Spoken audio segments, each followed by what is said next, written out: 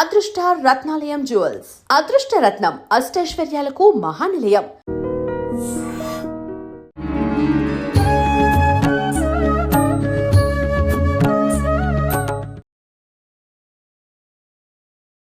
నమస్కారం, welcome to I dream. ధర్మ మార్గం విత్ విజిత కార్యక్రమానికి స్వాగతం. ప్రస్తుతం మనతో పాటు ఉన్నారు అగస్త్య స్పిరిచువల్ ఆర్గనైజేషన్ వ్యవస్థాపకులు క్రియాయోగి ఆదూరి ఉదయ్ భాస్కర్ గారు. ఇప్పుడు వారితో మాట్లాడదాం. నమస్కారం అండి. నమస్కారం అండి.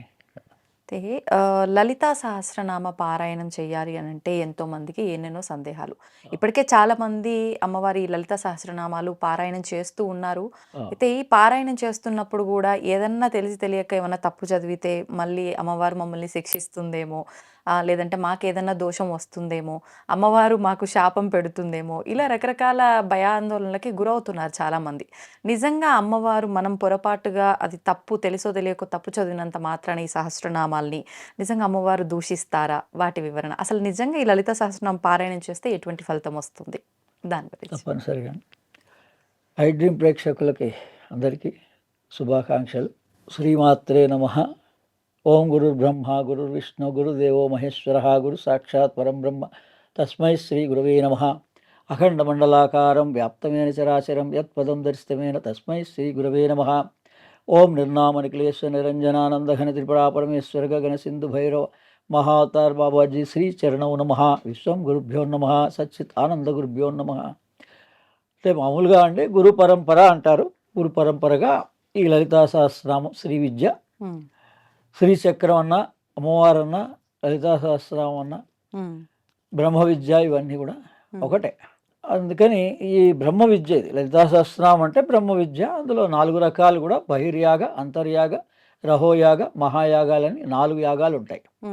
అంటే అష్టోత్తర నామావళి బహిర్యాగానికి గుర్తు. అలా ఇందులో వేరేవైతే కేవలం అష్టోత్తరం సహస్రం ఉంటాయి. కానీ ఈ లలితా సహస్రనామం దగ్గరికి వచ్చేవాడికల్లా 4 ఉన్నాయి. అష్టోత్తరం ఉంది, బహిర్యాగం అంటే అమ్మవారిని బహిర్గతంగా ఆమెను ఎలా ఊహించుకోవాలి, ఎలా ఉండాలి అని చెప్తుంది. రెండవది మంత్రం. అంతర్యాగం అంటే మంత్రం.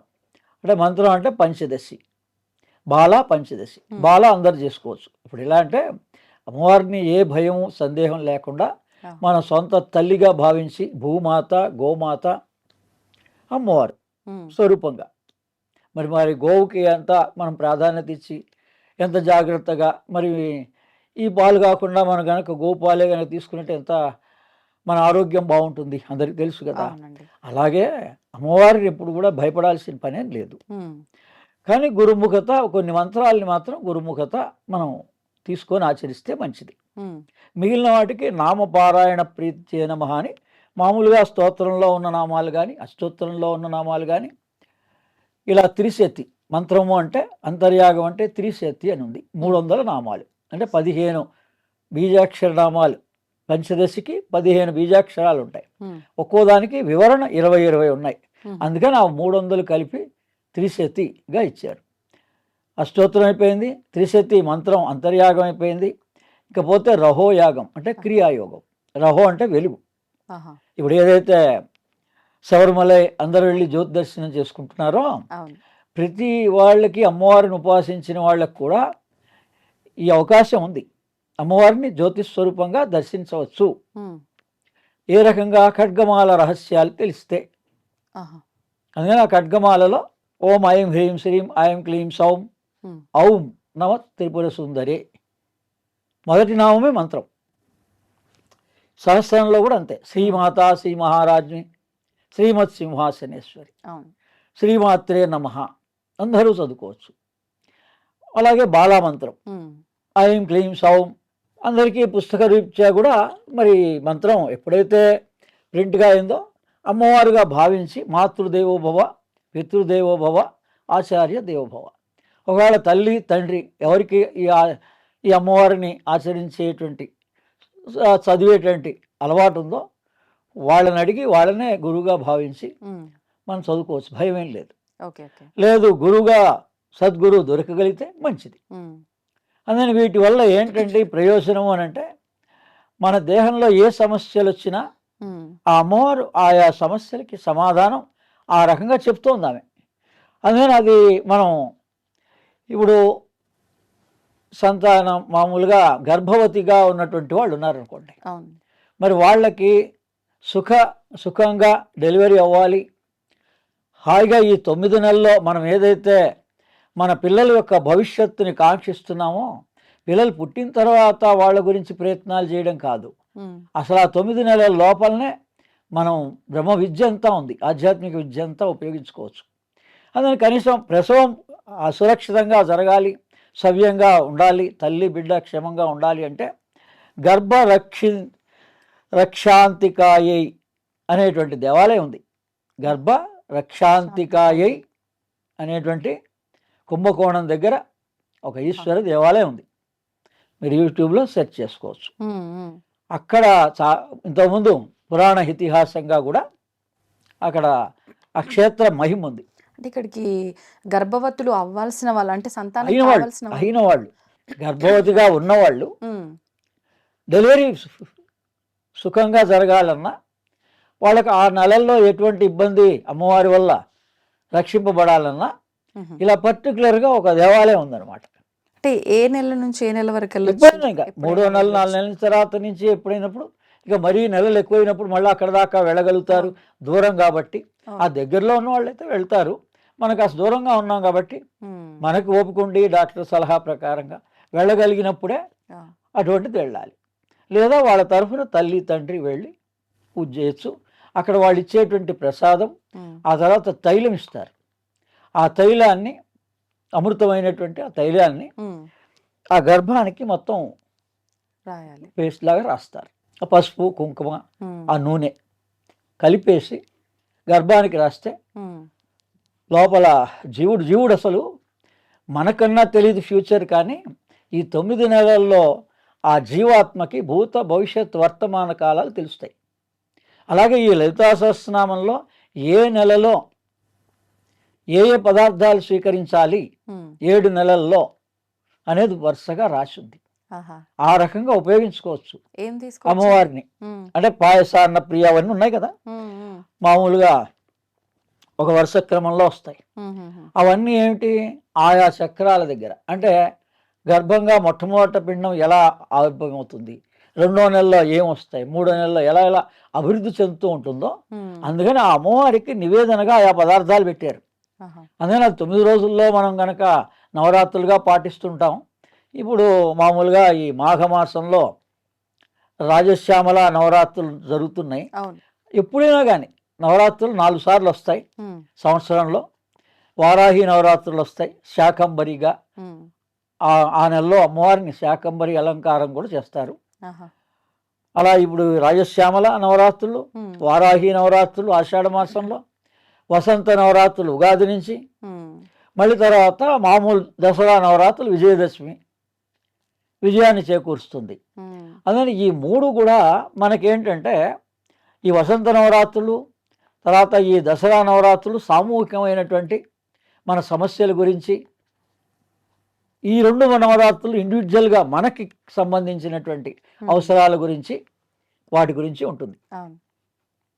అందుకని ఈ రకంగా అమ్మవారిని ఈ మంత్రం ద్వారా కానీ, ఈ నామాల్లోనే ఉన్నాయండి. గుండె జబ్బులు తగ్గడానికి కామేశ్వర ప్రేమరత్న మణిప్రతి ప్రణస్తతిని అనేటువంటి నామం, ఈ నామంలో గుండె జబ్బులు తగ్గేటువంటి మంత్రం ఉంది.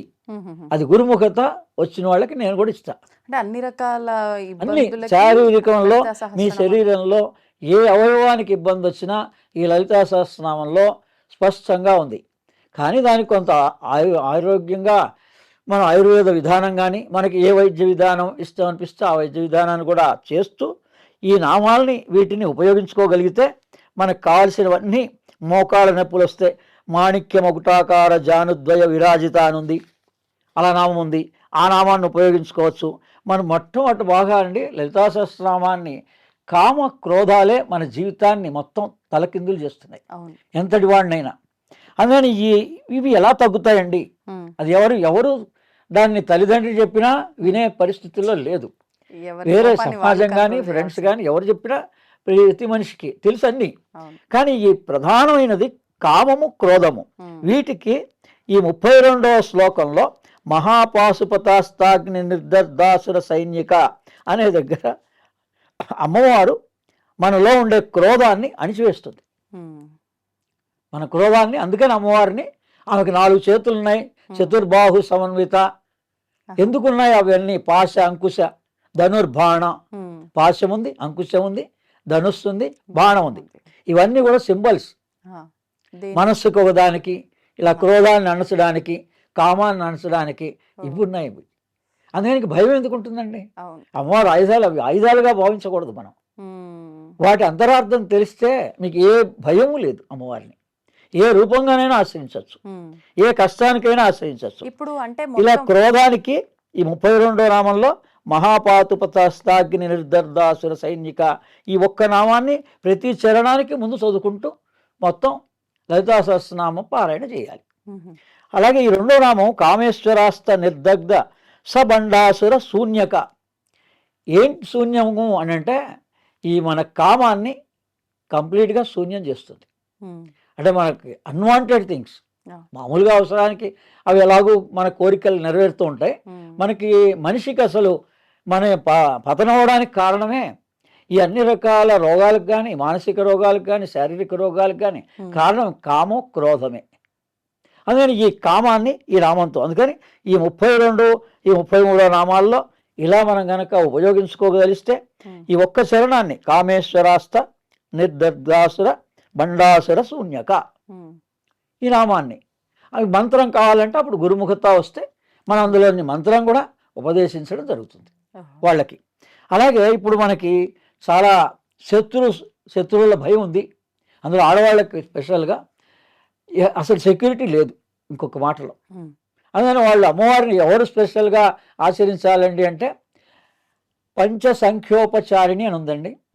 అందుకని అందులో రహస్యం ఏంటంటే ప్రతి శుక్రవారం, ప్రతి పౌర్ణమి, మన జన్మ నక్షత్రం రోజున, భార్య జన్మ నక్షత్రం రోజున వివాహం అయితే, ఆ తర్వాత 5వది పుత్రుడు కానీ పుత్రిక కానీ ఎవరున్నా మొదటి సంతానం ఎవరున్నారో వాళ్ళ జన్మ నక్షత్రం రోజున ఇవి రాసి పెట్టుకోండి. పంచసంఖ్యోపచారిణి. ఈ 5 రోజులు మీరు గుర్తుపెట్టుకొని ఈ లలితా సహస్రనామాన్ని ఆ 5 రోజుల్లో అమ్మవారికి మనకు తోచినంత విధంగానే ఆచరించుకున్నా కూడా మనకి విశేష ఫలితాలు ఉంటాయి.